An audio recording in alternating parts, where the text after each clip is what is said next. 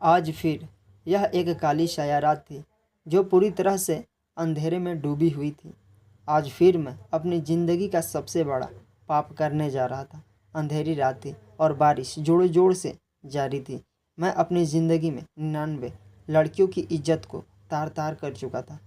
इस अंधेरी तूफानी बारिश होती रात में मैं अपनी गाड़ी में बैठा अपनी मंजिल की तरफ बढ़ रहा था, जब अचानक से मेरी गाड़ी के सामने एक लड़की आ गई। मैंने फ़ौरन से ब्रेक पर पाँव रखा और जल्दी से ब्रेक लगाकर गाड़ी से बाहर निकल आया।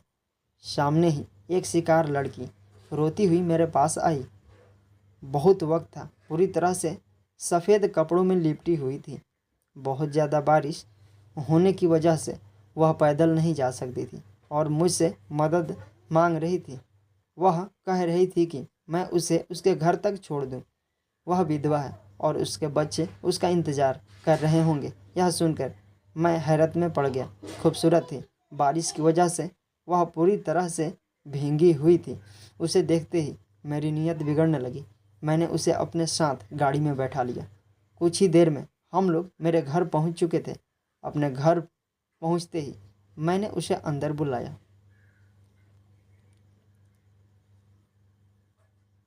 मैंने झूठ बोला कि मेरी गाड़ी का पेट्रोल इतना ज़्यादा नहीं है कि आगे तक जा सके और बारिश का हाल वह खुद देख रही थी।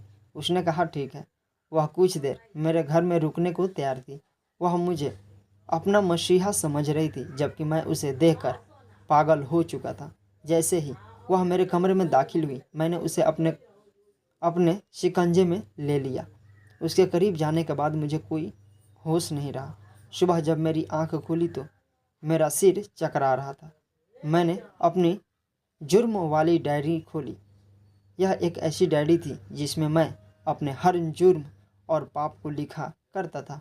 मैं बहुत बड़ा पापी इंसान था, यह सच बात थी, और मैं अपना हर पाप उस डायरी में लिख देता था। लेकिन जैसे ही मैं अपनी डायरी के करीब गया, मेरी नज़र उस लड़की पर पड़ी तो मेरे होश उड़ गए। मैंने उस लड़की को देखा। उसकी हालत देखकर मेरा दिल लगभग फटने के करीब था।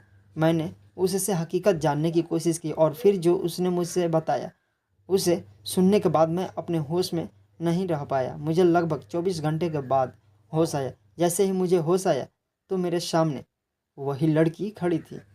उसने जो हकीकत मुझे बताई उससे मुझे मेरे भूतकाल में धकेल दिया था।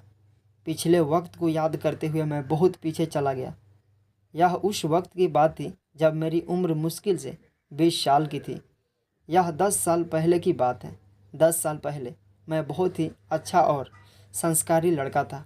उस वक्त मैं यूनिवर्सिटी का छात्र था। मैं भी डिग्री हासिल कर रहा था। रोज़ाना सुबह होते ही ईश्वर की भक्ति में लीन हो जाता था। गंदे ख्यालों से मेरा कोई वास्ता नहीं था, बल्कि मैं बहुत ही अच्छा और नेक लड़का था। मेरे माता पिता ने मुझे दुनिया की हर सहूलत दी थी, दुनिया की हर खुशी दी थी, लेकिन उन सब के बावजूद मैं कभी घबराया नहीं था, बल्कि मुझ में विनम्रता थी, मुझ में सब्र था। मैंने कभी भी किसी का हक नहीं खाया था। मैंने कभी भी किसी को तकलीफ़ नहीं पहुंचाई थी। लेकिन तकरीबन 20 साल की उम्र के बाद अचानक ही मुझ पर ऐसे गमों के पहाड़ टूट पड़े जिन्होंने मुझे बिल्कुल ही बदल दिया था। मेरी बदली हुई ज़िंदगी शुरू होने का लगभग 6 महीने बाद मुझे एक अनजान नंबर से कॉल आई कि मेरे माँ बाप का एक्सीडेंट हो गया है। यह खबर मेरे लिए तड़पा देने वाली थी। मुझे अपनी आंखों के सामने अंधेरा छाता हुआ महसूस हुआ। भागम भाग में अस्पताल पहुंचा तो डॉक्टर ने बताया कि मेरे बाबा की हालत बहुत ख़राब है। यह खबर सुनते ही मैं वहीं पास के मंदिर में गया और फूट फूट कर रोने लगा। ईश्वर से अपने माँ बाप की ज़िंदगी की प्रार्थना करने लगा। 2 दिन तक मेरे बाबा अस्पताल में ज़िंदगी और मौत की जंग लड़ते रहे, और 2 दिन तक मैं उसी मंदिर में ईश्वर के सामने बैठा रोता रहा और प्रार्थना करता रहा। मुझे यकीन था कि ऊपर वाला मेरी ज़रूर सुनेगा, कम से कम उन दोनों में से किसी एक को तो बचा लेगा। मैंने परमात्मा को उन सभी अच्छे कर्मों की कसम दी और अपने माँ बाप की ज़िंदगी की भीख मांगी जो अब तक मैंने किए थे, लेकिन मेरी यह प्रार्थना स्वीकार नहीं हुई। मेरे माँ बाबा दोनों का ही निधन हो गया। यह खबर मेरे ऊपर किसी पहाड़ की तरह गिरी थी। मेरे हालत एकदम से बदल गए थे। जिस तरह से तजुर्बा इंसान को सिर्फ एक पल और एक लम्हे में मिल जाता है, बिल्कुल उसी तरह एक कमज़ोर लम्हा हमें हमारी पूरी मेहनत से हटा सकता है। मेरे माँ बाप की मौत की खबर मेरे लिए वह सबसे कमज़ोर लम्हा था जिसने मुझे सही रास्ते से एक पल में हटा दिया था। कितने महीने तक मैं रंजो गम में डूबा रहा, और अचानक जब होश की दुनिया में वापस आया तो मालूम हुआ कि मेरे बाबा की कंपनी पूरी तरह से डूब चुकी थी। मुझे समझ नहीं आ रहा था कि मैं इस परेशानी से खुद को कैसे निकालूं। माँ बाप की मौत का गम इतना बड़ा था कि मेरे लिए खुद को संभालना बहुत मुश्किल हो गया था। यह मेरी बचपन की आदत थी कि मैं अपने हर पुण्य को अपनी डायरी में दर्ज कर लिया करता था। मैं उस डायरी में हर वह बात लिख देता था जो मैंने पुण्य के तौर पर की होती थी। राहगीरों की मदद करता था, बड़े बूढ़ों का सम्मान करता था, यूं समझ लो कि अच्छाइयाँ का कोई काम नहीं छोड़ता था। और उन सभी कर्मों को मैं अपनी डायरी में पुण्य के तौर पर दर्ज कर देता था, यह सोचकर कि मैंने आज ईश्वर को खुश करने के लिए यह काम किया है। मैंने एक बार फिर खुद को संभाला और एक बार फिर ऊपर वाले की तरफ झुकने की कोशिश की। मैं एक बार फिर से ईश्वर से प्रार्थना करना चाहता था कि मेरे बाबा का कारोबार सही तरीके से चल पड़े। मुझे कारोबार से कोई मतलब नहीं था, मुझे सिर्फ अपने बाबा की मेहनत से मतलब था। उन्होंने सारी ज़िंदगी मेहनत करके इस कारोबार को खड़ा किया था और मैं इसे डूबता हुआ नहीं देख सकता था। मेरे पास मेरे बाबा की यह एक ही निशानी थी। मेरी वह डायरी तकरीबन भर चुकी थी। मेरी डायरी में मेरे भी इम्तहान अच्छे कर्म दर्ज थे। आज भी मैंने यही किया था। मैं अपने घर आया और अपनी डायरी को उठाया और एक एक पन्ने को पलटने लगा। जैसे जैसे मैं पन्नों को पलट रहा था, मेरी आंखों से आंसू निकल रहे थे। उस डायरी में अब तक लिखे गए तकरीबन 1000 से भी ज़्यादा अच्छे कर्म थे। मैंने अपने ईश्वर के आगे माथा टेका, रो रो कर प्रार्थना की, हे ईश्वर, मैंने ज़िंदगी में इतने अच्छे कर्म किए हैं कि अब तो उनका गिनना भी मुमकिन नहीं है। मेरे मालिक, मेरे किसी एक अच्छे कर्म के बदले मुझे इन मुश्किलों से निकाल दे। मैं हर रोज़ सुबह शाम यही प्रार्थना करता और उस डायरी को रोता। सुबह शाम परमात्मा से यही प्रार्थना करता, हे ईश्वर, मैंने यह भी अच्छा काम किया है, मैंने वह भी अच्छा काम किया है। किसी एक अच्छे काम के बदले मुझे मेरे सभी मामलों से छुटकारा दिला दे। लेकिन शायद मेरी कोई भी अच्छाई स्वीकार नहीं हो रही थी। फिर वह लड़की जो मुझे बेहद मोहब्बत करती थी और जिससे मैं मोहब्बत करता था, मेरे कारोबार के डूबने की खबर सुनते ही मुझे छोड़कर चली गई। वह किसी अमीर आदमी के पास चली गई। मैं बहुत रोता रहा और मैंने बहुत प्रार्थनाएं की कि वह वापस आ जाए, लेकिन वह उस आदमी से शादी करके देश से ही बाहर चली गई। उस लड़की को अपनी ज़िंदगी में वापस लाने के लिए मैंने बहुत प्रार्थनाएं की, लेकिन मेरी यह प्रार्थना भी स्वीकार नहीं हुई। एक लंबा समय प्रार्थनाएं करने के बाद भी जब मेरी प्रार्थनाएं नज़रअंदाज हो रही थी तो मैं बागी होने लगा। मैं मायूस हो गया। ईश्वर मुझे माफ़ करे। धीरे धीरे मैं अपने परमात्मा से भी दूर होने लगा। मैंने सोच लिया था कि अब मैं उससे कुछ नहीं मांगूंगा। मैंने सोच लिया था कि अब जो मर्जी हो जाए, मैं कोई भी अच्छा काम नहीं करूंगा। मैंने सोच लिया था कि अब मैं बुरे काम करूंगा, सभी गंदे कामों की तरफ निकल जाऊंगा, सभी तरह के गंदे काम करूंगा। इसी वजह से मैंने एक नई डायरी खरीद ली थी ताकि मैं उसमें अपने सभी गंदे काम लिख सकूं। मेरे दोस्त ने मुझे बताया कि अगर मैं बड़ा काम करूंगा तो उसकी वजह से मैं इन सभी मुश्किलों से निकल सकता हूं। मैंने काफ़ी समय अपने ईश्वर से मदद मांगी, लेकिन जब मुझे हर तरफ से मायूसी का सामना करना पड़ा तो मजबूर होकर मैंने गंदी भरा रास्ता धारण कर लिया। मैंने हर छोटा मोटा गलत काम शुरू कर दिया।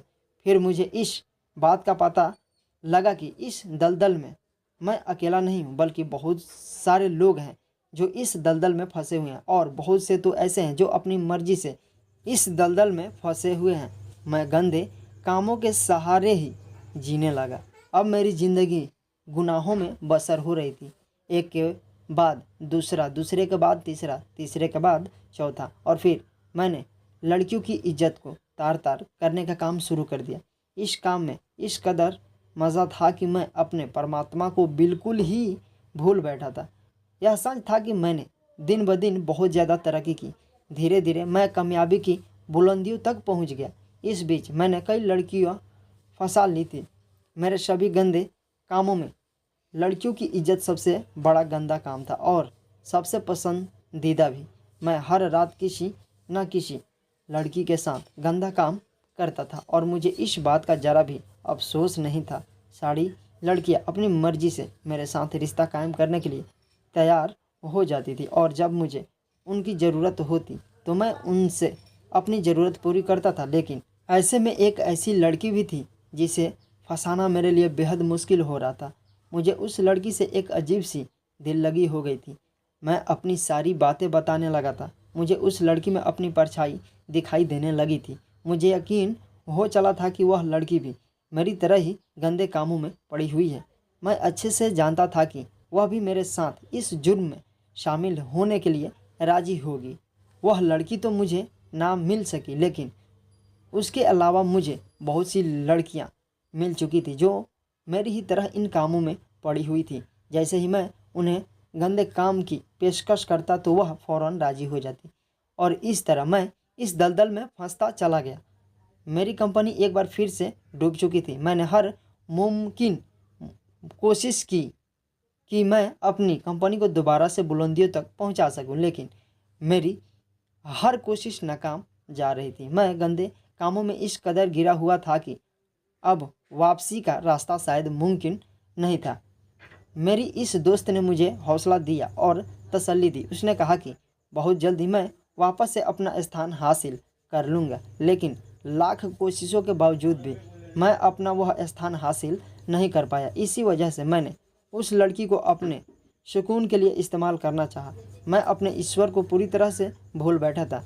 मैं उसकी मोहब्बत से ना उम्मीद हो गया था। इस कदर फंसा हुआ था कि कोई चाहता भी तो मुझे उसमें से नहीं निकाल सकता था। दरअसल मेरे दिल पर बंधन पड़ चुके थे। इसी वजह से मैं किसी भी अच्छे काम की तरफ नहीं बढ़ सकता था। लेकिन आज जो हकीकत मुझ पर खुली थी उसने मेरी आंखें हकीकत में खोल दी थी, क्योंकि वह लड़की मेरे सामने थी जो मुझे रास्ते में मिली और जिस चीज़ ने मुझे बेतहाशा परेशान किया था वह यह थी कि मेरी डायरी जल चुकी थी।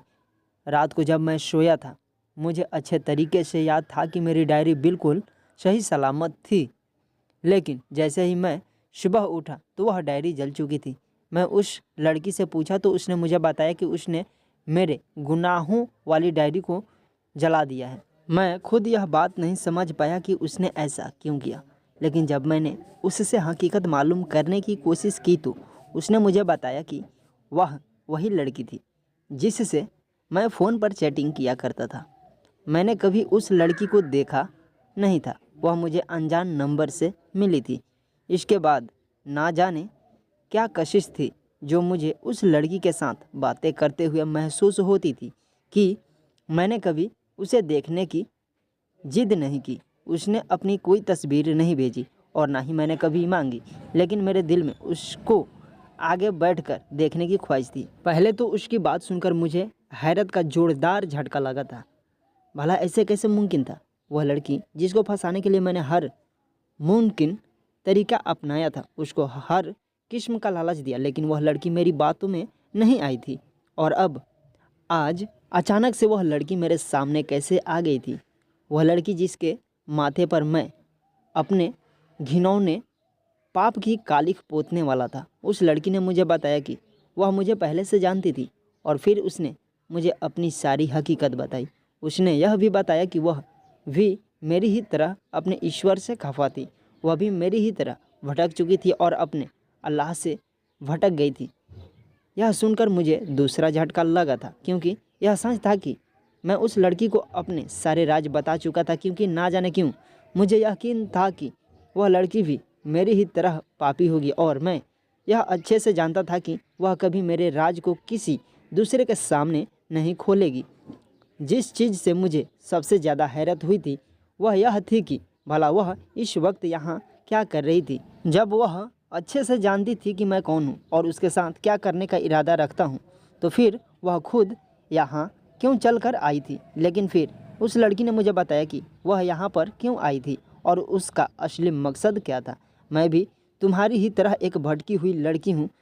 तुमने अपने माँ बाप की मोहब्बत में अपने ईश्वर को छोड़ दिया और गंदे कामों की तरफ आ गए, और मैंने अपने पति की मोहब्बत में ईश्वर को छोड़कर यह रास्ता अपनाया था। बिल्कुल इसी तरह जैसे तुमने अपने माँ बाप की ज़िंदगी के लिए ईश्वर से उम्मीदें बांधी थी, मैंने अपने पति की ज़िंदगी के लिए उम्मीदें बांधी थी। मेरी नई शादी हुई थी और मेरे पेट में मेरे पति का बच्चा था, लेकिन अचानक से वह बीमार हो गया। वो हफ्ते तक अस्पताल में पड़ा रहा। मैं परमात्मा के सामने रोती रही, मिन्नत करती रही कि मेरे पास मेरे पति के अलावा कुछ नहीं है, लेकिन मेरा कोई भी आंसू किसी काम ना आया। और वहीं एक लम्हा था जब मैं बागी हो गई। उसकी बातें सुनकर पहले तो मैं बहुत हैरान हो गया कि उसे कैसे पता कि मैं एक बागी हूँ, क्योंकि यह बात तो मैंने कभी उससे पहले बताई ही नहीं थी कि मैं बागी हो चुकी हूँ। हमारी जब भी बात हुई थी मैंने उसको अपने पुराने अनुभव के बारे में बताया था। मैंने उसे कभी भी अपने अच्छे दिनों के बारे में नहीं बताया था। वह ज़िंदगी जो मैंने अपने संघर्ष में गुजारी थी उसके बारे में मेरे अलावा तो कोई और जानता ही नहीं था।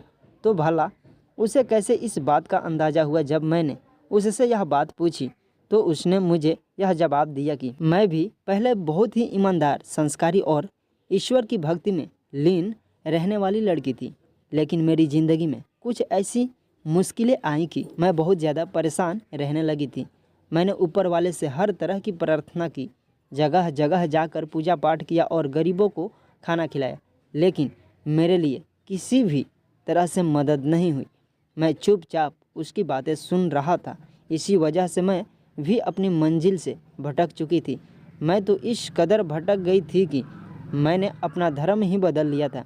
मैंने एक लंबा समय क्रिश्चियन बनकर गुजारा। उसकी क्रिश्चियन वाली बात पर मुझे झटका लगा था। मैं मानता हूँ कि मैं बहुत बड़ा पापी था, लेकिन जो भी था मैं कभी भी अपना धर्म बदलने की कोशिश नहीं की थी। लेकिन उस लड़की की यह बात सुनकर एक लम्हे के लिए मुझे उससे खौफ महसूस हुआ था। क्यों मैं चर्च में जाती थी, वहाँ जाकर मैंने अपनी मन्नतें मांगी, बेहद मन्नत मांगी, अपनी सारी मुरादें पूरी करने के लिए हर वह काम किया जो एक क्रिश्चियन अपने गॉड को खुश करने के लिए करता है।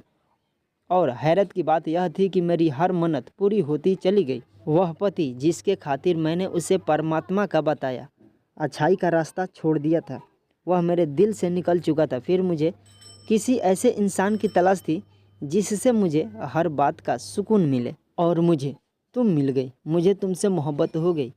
फिर मैंने तुम्हें हर जगह मांगा। मुझे महसूस हुआ कि तुम्हें भी मेरी चाहत है। मुझे सब कुछ मिलता चला गया, लेकिन यह सब मुझे इसी होने के बाद मिला। और मैं दिल ही दिल में अपने ईश्वर से शर्मिंदा थी, क्योंकि मैं जान गई थी कि मेरा ईश्वर ही मेरा मदद कर रहा है। मुझे इस बात का अंदाज़ा हो गया कि अपने ईश्वर से ना उम्मीद नहीं होना चाहिए था, बल्कि मुझे अपना धर्म किसी भी कीमत पर नहीं बदलना चाहिए था।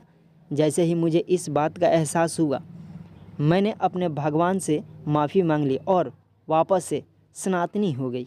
मैं इस कदर पापी हो चुकी थी कि अपने ईश्वर से बात करते वक्त भी शर्मिंदा होने लगी। मैं खुद नहीं समझ पा रही थी कि मैं इस कदर खड़ूस दिल की कैसे हो गई। कल रात हमारे बीच कुछ नहीं हुआ, लेकिन फिर उसने मुझे जब हकीकत बताई तो मुझे और ज़्यादा शर्मिंदगी का सामना करना पड़ा। कल रात मैंने जो जूस तुम्हें पिलाया था उसमें नींद की दवा थी।